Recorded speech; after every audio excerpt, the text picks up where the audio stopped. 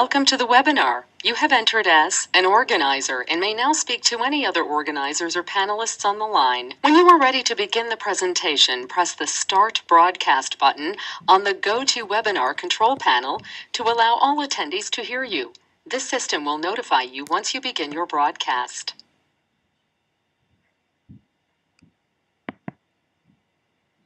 The broadcast is now starting. All attendees are in listen-only mode. Good evening. I hope you all are doing well. If you could please raise your hand. Hi, Allie. Good evening. Oh yeah, I normally ask raise your hand if you can see my screen, but I appreciate you guys raising your hand. All right, we got about 6 of us here. Hopefully a few others show up. This evening, we are going to learn a little bit about the history of computing. And then we are going to work on our Google Sites. And you can see that. We'll look on how to make it look a little bit nicer, add some images, add another page, and just get it to feel more like your website. Set it up so that you can post information about your projects. So that'll be at the end of class, something a little bit more interactive to look forward to. Not that you don't love lectures, I'm sure, but it is really important that we understand the history of computing, especially for a Raspberry Pi class, because there's a strong movement behind why the Raspberry Pi is such a neat a tool and what it means to really understand computing and be a technology creator as opposed to just a consumer.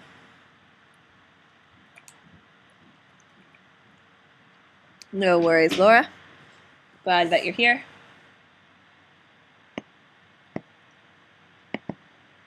All right, we got a few more people have joined us. So we're going to go ahead and get started. You read about the new Pi? Awesome. Good. I'm glad that, yeah, you can see here that this picture is a little bit dated. This is the old Pi. You can tell because it has that old hookup. But we'll be learning about the new Pi today. Maybe not until Monday, actually. This takes a little bit of time, but we'll be getting through the computing history, and then again, at the end of class, we'll be getting to our Google Sites. And we have a smile and a hello from Gwen. Okay, and we're going to go ahead and get started.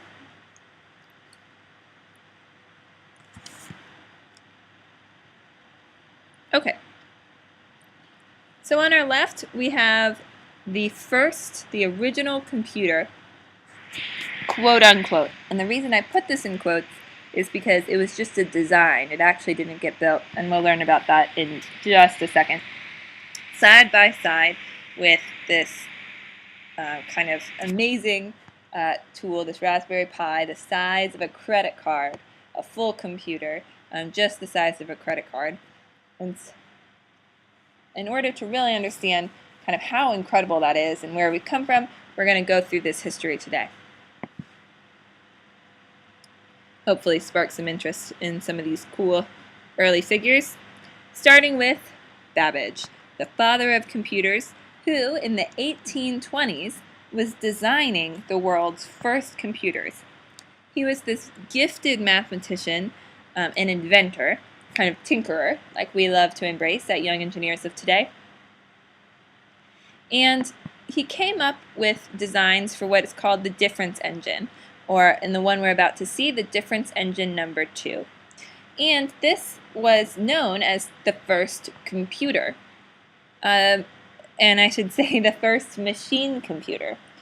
In the last class, someone asked this really great question that I hadn't actually asked before. When was the word computer actually used? Take a moment, think about the word computer, and can someone take a guess about maybe when that was first used? And I'll give you a big hint because I'm not phrasing this question very well. The word computer is very, very old. It dates back to the 1600s. I see someone said it can compute stuff. That is a very, very big, yes, you're like right almost there. Allie, that is a great educated guess. So it can compute stuff. Who has been computing stuff for years and years and years? A number solver, thinker, mathematicians, the brain. Absolutely. So a computer is a person that does computations, just like a builder is a person who builds. So a person that does computations, calculations, that was a computer. And that term dates back to the 1600s. But it was only more recently that people kind of started calling these machines designed to do these huge computations. They started calling these machines computers. Back to Babbage and his difference engine. We're about to watch a video about when one of his designs was brought to life in 1991. So to be very clear, whoops, this is not Babbage. Babbage was living in the 1820s. That man would be very, very tired if this was Babbage. And this was not his actual design. This was not Babbage's actual difference engine. Let me correct what I just said. This was Babbage's design realized, and by that I mean someone built Babbage's design, but Babbage never was able to successfully build his design. And I think that you'll kind of understand that more in just a minute when we take a look.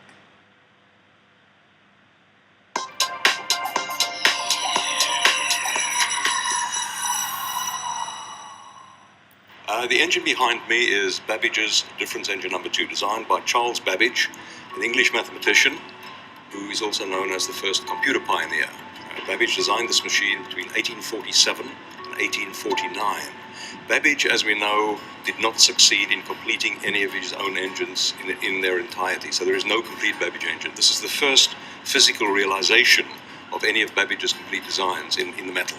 The engine itself weighs 5 tons. It consists of 8,000 parts made of bronze, cast iron and steel, and it measures 11 foot long and 8 foot high. It's operated by cranking a handle. What it does is it calculates and tabulates the value of any 7th order polynomial, a class of mathematical expressions, to 31 decimal places. It not only calculates that with unerring accuracy, it also prints an inked hard copy as a record of the results, and also produces what are called stereotype plates. That is, it impresses the results in soft material, plaster in this instance, so that you can make a printing plate automatically. Now, the purpose of all this was to eliminate the risk of human error in the calculation and production of printed mathematical tables. The machine is operated by cranking this handle. So you turn this handle, and each cycle of the engine, the machine produces one result. So you just keep cranking. You set the initial conditions up on the figure wheels, on the numbered wheels, you turn the handle. What happens when you turn the handle is it drives this cam stack. And if you like, this is the microprogram. This is the device that orchestrates all the internal motions of the machine to get it to form the repeated additions that are needed for the method of differences, which is the principle it is using. So you turn the handle, it turns these cam stacks. There are 28 separate cams, and that is what determines the internal timing and the orchestration of all the mechanical movements of the whole machine. So that's, if you like, the guts of the machine, the internal microprogram. And what the machine... All right, and that's where we're going to end today. Some people said they were having a little bit of difficulty watching the video, and I'm sorry about that. But basically what you're seeing here is this machine with many, many, many gears. And the way that these gears are oriented inside the machine, they're able to kind of, number digit by digit, compute these huge numbers, solve this this really long calculation. And like he said, it was designed so that the tables, the mathematical tables that someone was printing in the book wouldn't have human error. And by that he means someone wouldn't accidentally write an 8 instead of a 6. And before there were calculators, mathematicians would have these tables to look things up. So even in the 1900s, when people would have textbooks, in the back of the textbook, it would have common sums that we use our calculators for today, that they wouldn't be able to calculate, like square roots and cube roots and different kind of values like that. Common ones that are used enough, but you're not really able to calculate them easily by hand. It weighed a lot because it's all metal. It is a very, very complicated computer because it's all mechanical. It's all based on kind of the orientation of these gears. Very neat. Along with Babbage, who again was this famous mathematician, he wrote a lot about his designs and his thinking. Ada Lovelace was kind of working with him, and she was working mainly in the 1840s, basing some of her research off of Babbage's machines. She was programming for these computers, the computer that Babbage had in his mind, before there were physical computers. She was using programming logic and writing programs. And this is really fascinating because she's starting to think of computers in a whole different way than Babbage was. Babbage was really set on this kind of computation, use it to do kind of this digit-by-digit computation. But she's thinking about computers more the way that we see today, in the kind of programming logic, being able to solve problems using these sets of instructions. So she did it on paper. She also did a lot of work with music. She's very famous. And someone said that they read an article about her. Well, she's awesome, so I'm glad you read an article about her. The next kind of moment in computing history that we're going to talk about was Herman Hollerith and the data tabulation machine. So notice we're in 1890 right now, 50 years after the work of Ada Lovelace and her programming work. And this is a physical machine that was actually made, and it was made for the U.S. And we're going to talk about this a lot, we're going to hear a lot, I should say, about these machines made for big groups, governments, to solve these kind of big problems. And that's what computers were initially. They were computers. They were used for computation. And so this machine, the data tabulation machine, was used to compute, to kind of crunch numbers while the U.S. was taking a census. And the census is a way for the U.S. government, or any government, to figure out information on its population, on its citizens. And so it sends out kind of a questionnaire, and people send in their answers. And it has to take all of that data and kind of extrapolate.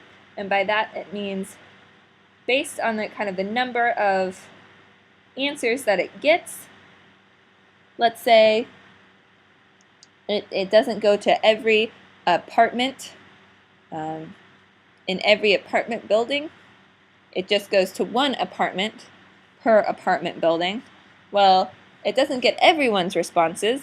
It has to extrapolate information. It has to assume a certain amount of information can be shared over a larger population. What that means is that they had to do a lot of math on a lot of data. And the United States was growing so rapidly at this point that the U.S. Census was taking 7 years to complete. Meaning the U.S. was trying to figure out what was going on in 1835 and wouldn't know until 1842. It also was incredibly expensive, paying people to sit and do these calculations. So Hollerith's answer, this data tabulation machine, saved the government, the first time it was used in 1890, saved the government more than let me look at this exact note here, $5 million in 1890. So that would be a huge sum of money right now. And it also really, really sped up the tabulation. An interesting note is that this company formed by Hollerith after this invention, the data tabulation machine, became IBM.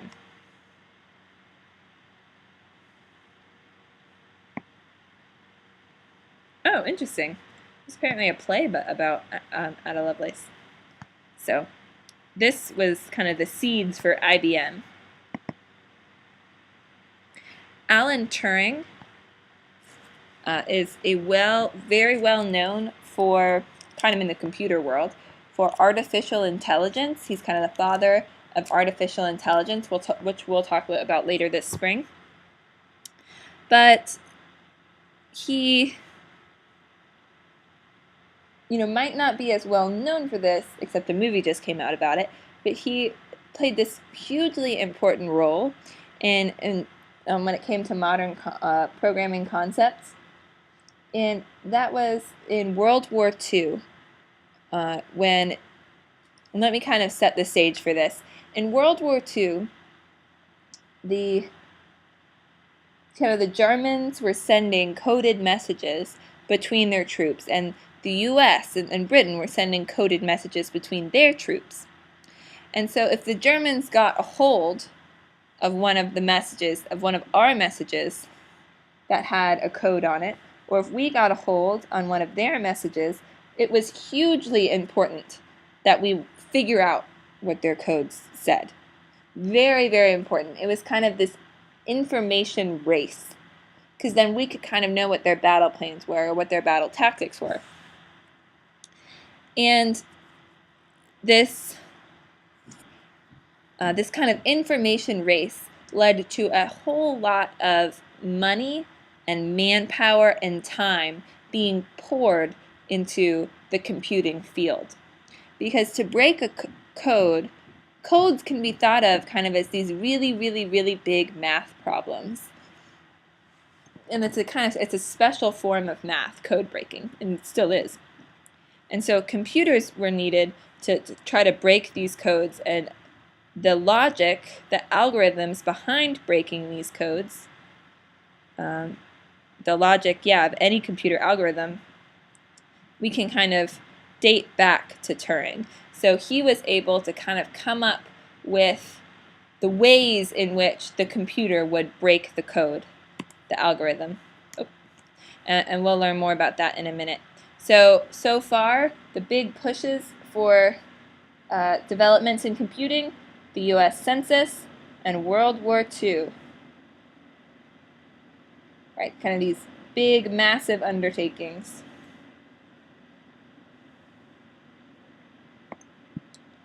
Taking a moment to look at any questions. Someone said they saw The Imitation Game, and it's about Alan Turing. Someone learned about it in their social studies class, and someone said in the Holocaust Museum you can actually use one of his machines, which sounds very, very cool, very spooky. Okay, now we get to the first digital computer, the first non-mechanical computer. And so that data tabulation machine, you see, it's a mechanical machine, more along the lines of this difference engine with all of its gears. Now we get a digital machine that runs off of electricity, that makes computations based on electrical input, and it sends information out, electrical output. It's the digital computer, and it was made by Atanasov in 1937. Colossus, now it's important to note here before I move on, this was non-programmable, which meant that once it was built and put together, it was built and put together to solve a very specific computation. And once it was built and put together, it couldn't solve another computation. It could only solve the computation that it was built for. Non-programmable. Colossus is our first digital programmable computer. And it was used in World War II. It was designed by the British, actually, so that you were able to actually change its function, change its computation. Notice how much bigger. This is just to solve kind of one computation. This is to solve, different computations, so much bigger. You get the ENIAC, which is the U.S. the first mainframe computer. It's digital and it's programmable. And it occupied a 20 by 40 foot room. And it weighed 50 tons, 18,000 vacuum tubes. And we'll learn about vacuum tubes in just a moment. Something interesting to note here. They tried, there was a really big debate over what the first computer was. They didn't know if the first U.S. computer, first U.S., right, because this one was British, even though the Colossus was programmable, it was British. The ENIAC wanted to be known as the first U.S. digital computer because it was programmable. And many people believed that in order to be called a computer, it had to be programmable. This was a huge debate at the time. And a judge actually decreed that Atanasoff had the first digital computer. It had to be ruled on in the court of law, which I think is very, very interesting and not, kind of often. A lot of times it's ruled on in public opinion as opposed to the court of law. Okay, history of computing vacuum tubes. So here we can see all of those. He's holding one there. This machine has 18,000 vacuum tubes. And these act as a kind of switch. They either allow electricity to flow through them or they don't. And that's how either they allow electricity. You can think about that like the number 1, or they don't allow electricity. You can think about that option like the number 0. And that, my friends, is computer language. That's binary. 1, allowing electricity to flow. 0, not allowing electricity to flow. And we can hopefully talk about that a little bit more later. But essentially, that's what it gets down to, and that's what this computing vacuum tube would do. Now, these are big. The reason that these computers were so huge is that the vacuum tubes themselves were big. Not massively big, but there was a limit to how small they could make them. They were also incredibly expensive to make. They made computers massive and very expensive.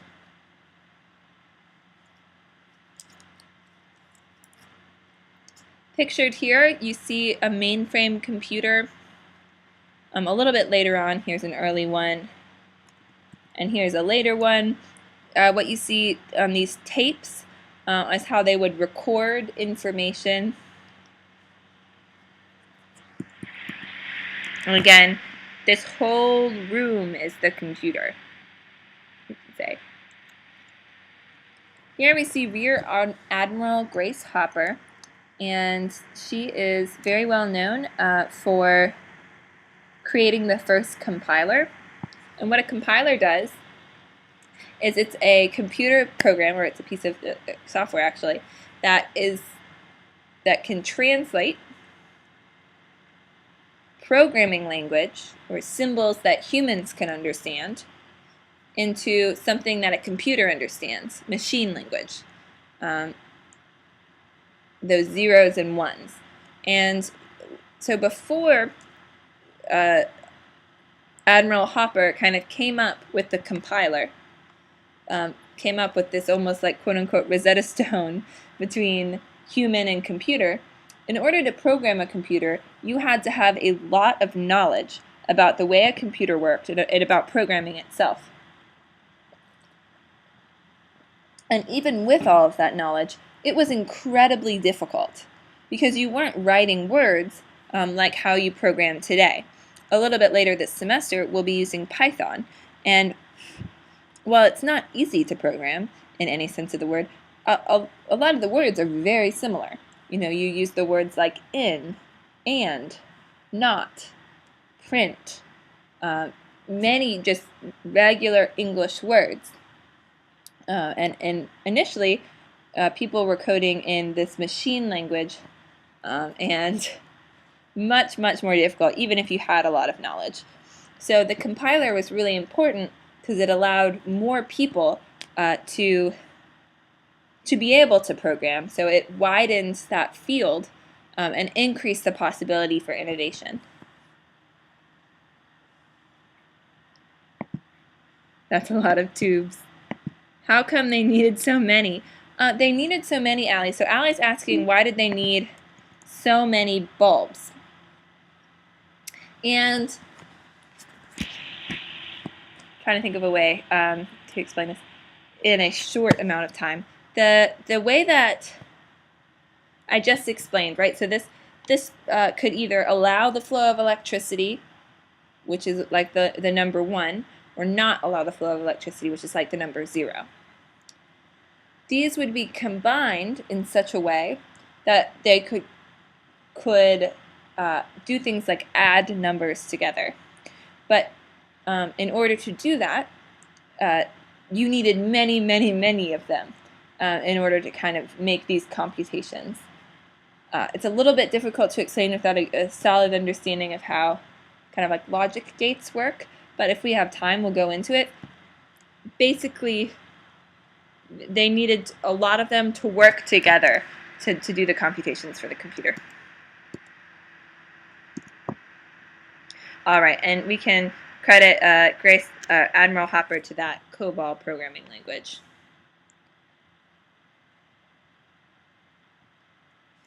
Oh, someone is, okay, we're learning about programming Lego robots, awesome. Okay, good, I'm glad that helped. Someone is saying that they didn't know that I didn't start the recording. Thank you so much, Laura.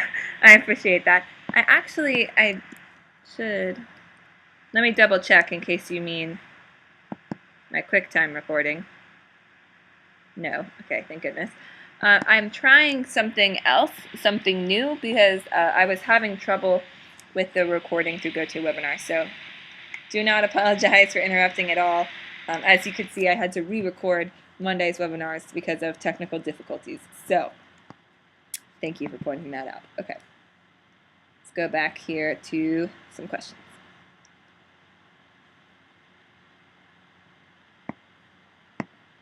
Okay. Let's see what time it is. 7:29. Okay, great. That puts us in a good position. Okay, so we get this prediction here, and I want you guys to take a look at this, read this prediction, and if I can get a brave soul to raise their hand and tell me why they think that this prediction is interesting. What did I find interesting about this prediction? Computers in the future may weigh no more than 1.5 tons. It's like a guess. All right.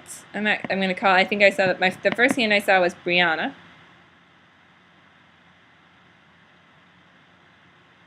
Hey there. What do you think? I think this is a very interesting statement because they thought that the computers would almost weigh as much as a car. Right, well the first computers did. They weighed 10 tons. So they did think that it would weigh lighter. Yeah, absolutely. But so they got that right. Yes, that was and it probably was much lighter, you know, like 10 tons to 1 ton. That's a big difference. But what's light to you right now for a computer? What's the smallest computer that you could think of? A Raspberry Pi. That was a loaded question. Thank you, Brianna. I'm going to go ahead and mute you again. And I'm going to see, Ava, do you still have something that you'd like to add? Let's see here. Do you have anything you'd like to add? Oh no, she kind of just covered She got it, yeah. I know I asked her another question instead of calling on you. I should have called you. But yes, thank you. So this is, she's right. 1.5 tons is crazy heavy. And it's because of these computer vacuum tubes forcing the computers to be so huge, right? This is a 10-ton computer. So Popular Science said maybe in the future we'll get a computer that's 1.5 tons. Maybe, right? We can wear computers now. Your smartphone is way more powerful than that first mainframe computer. You have wearable computers, literally the LilyPad, which is a product made by Arduino where you can sew with conductive thread. So you can almost see at this point. I mean, this is a science magazine. People had no idea. You know, there were some visionaries, absolutely, but how much the world would change. And I think another really interesting thing to point out about this quote is this is 1950. In less than 10 years, or no, I'm sorry, in less than 20 years, we're going to send someone to the moon. It's just wild how fast our technology starts to escalate. That's 1969 that we said. 50. Okay. It's wrong. Yes, that is very interesting about it. It is very wrong. Though, actually, yeah, we do have computers that weigh less than 1.5 tons. So, okay. Got a bit. Okay, this is what I was going to say. A reason, you know, we just said this. The reason that the computers were so big were those computer vacuum tubes. Well, in 1958. When Jack Kilby, who was just started working for Texas Instruments, probably the group that made your computer, he and Robert Noyce developed an idea for an integrated circuit, which is now known as a computer chip. And this was 1958. And what this integrated circuit is, it's a body of semiconductor material wherein all the components of the electronic circuit are completely integrated. And so a simplified way of explaining this, instead of having your separate components, each component in its own kind of different arena, you combine them in kind of in this very small silicone chip that's made of a semiconductor material, made of something that that electricity can flow through. Before this, the closest thing anybody had was the idea that they would be able to make make these components a lot smaller. Make it so that this was, instead of being a big bulb, it was a chip, like a wafer. But still, no one could think of a way of combining them, and they were all thinking about doing individual wafers. And the reason why this is so important, being able to have these integrated circuits where you have multiple components in one piece, is that the things that you see today, the chips that you see today, have billions of components inside of them. Your iPhone has, I think, 7 billion transistors inside of it. So it drastically drives down the size and cost of computing. Now, this does not happen in a year, right? It takes many years for this to happen. But since it's driving down the cost of computing, more people are able to start working on this. Right? It's this snowball effect. These technological advances are, making it easier for computing to spread, and in turn leading to more technological advances. So at this point, we have smaller computers, cheaper computers, and we have it's easier to program them, easier on the software side, cheaper and smaller on the hardware side. Does everyone get what I mean there? Hardware side, like the physical, metal pieces, these pieces, these pieces here. The software is the logic side, what you write, the codes, the sequences that you give the hardware. Software is loaded onto hardware. And the software side, it's easier to type. We have programming languages now. Hardware, it's cheaper and smaller. And let me check my time here. Okay, we got a few more minutes. Okay. We have this incredible innovator, Douglas Engelbart, and he develops the mouse and the first graphical interface, or graphical user interface, which is known as a GUI, G-U-I, graphical user interface, a GUI. And Douglas Engelbart is thinking towards the future. Right, we've had the U.S. Investing all this money, having all this innovation in computing for war, for the census, kind of scientific research, absolutely.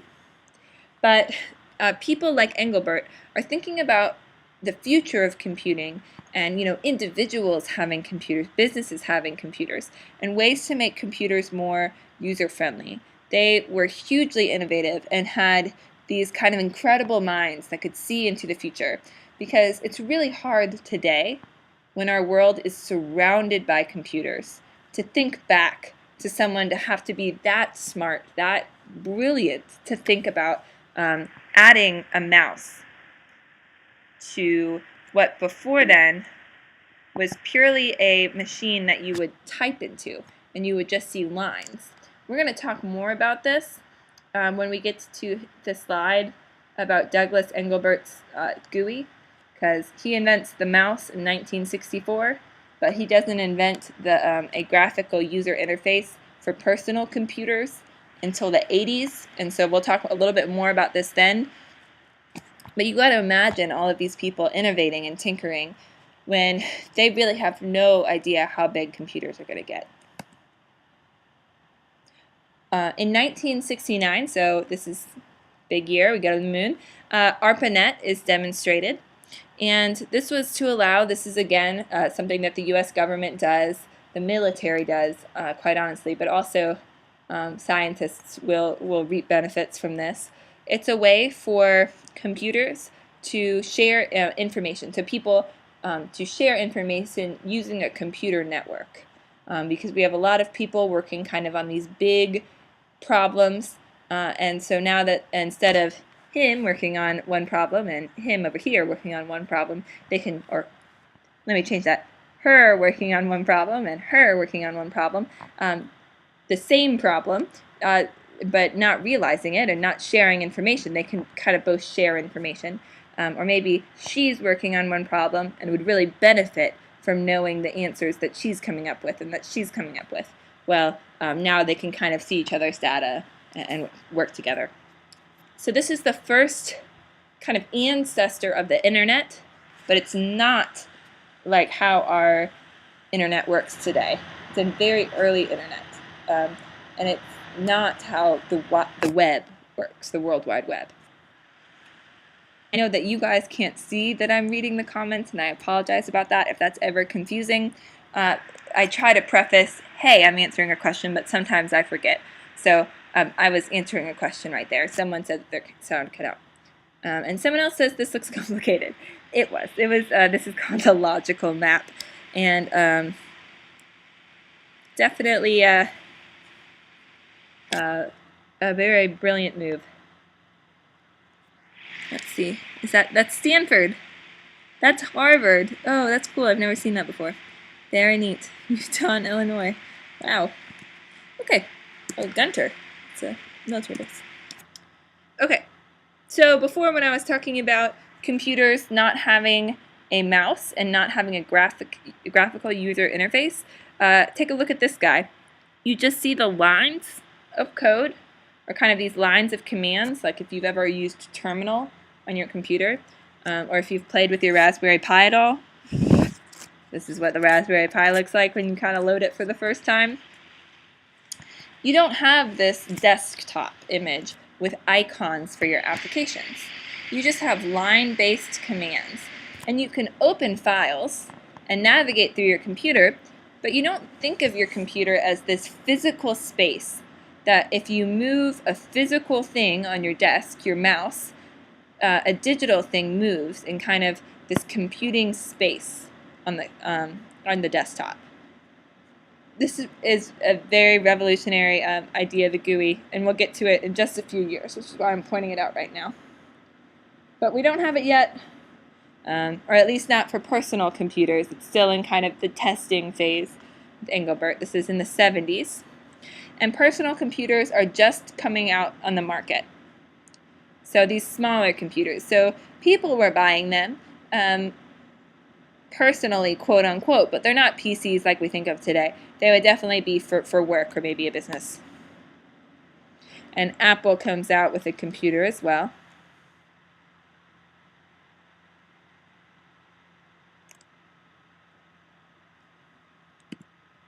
So we do see Apple. We know that IBM is around because IBM has been around since that data tabulation machine. All right. And we get the first spreadsheets and word processing software. And this is really, really important in computing history because I know that, mid-70s we get computers on the market, personal computers on the market. But spreadsheets and word processing software makes computers much more functional. We talked about early computers were all about computation, solving these large mathematical problems, doing things like crunching numbers for the US Census, cracking codes. We didn't talk about this too much, but they needed to use computers to get to the moon, and they actually didn't have enough. They didn't have enough computers. They didn't have enough computation power. It was very interesting. But they would use computers to kind of chart all of these different paths that the rocket could take based on these different variables. Most modern, run-of-the-mill businesses didn't need a machine to come up with all of the different paths the rocket could take for the moon. They didn't need to solve these kind of huge, big computations. And so being able to offer things like spreadsheets and word processing, things that a business would find very useful to improve its business, it hugely increased the functionality of a computer, which meant more people wanted to buy a computer. And again, we see this snowball. So, these pieces of software make computers more functional, which in turn means more people are buying computers.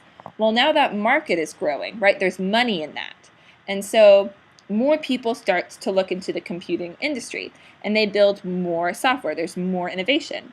And now more people are buying computers, and it kind of grows. All right, it's 7:45. Oh, Kate, I'm sorry, your internet died. Kate, I'm not sure when you signed off, but the last time I saw you was the prediction. We've done a little bit, but you can hopefully get caught up on the recorded. We're still on the history stuff. We will continue on Monday and finish the notes on Monday. It shouldn't take us more than a few minutes to get through this. But for right now, we're going to move over to Google Sites. And to start with, I'm going to end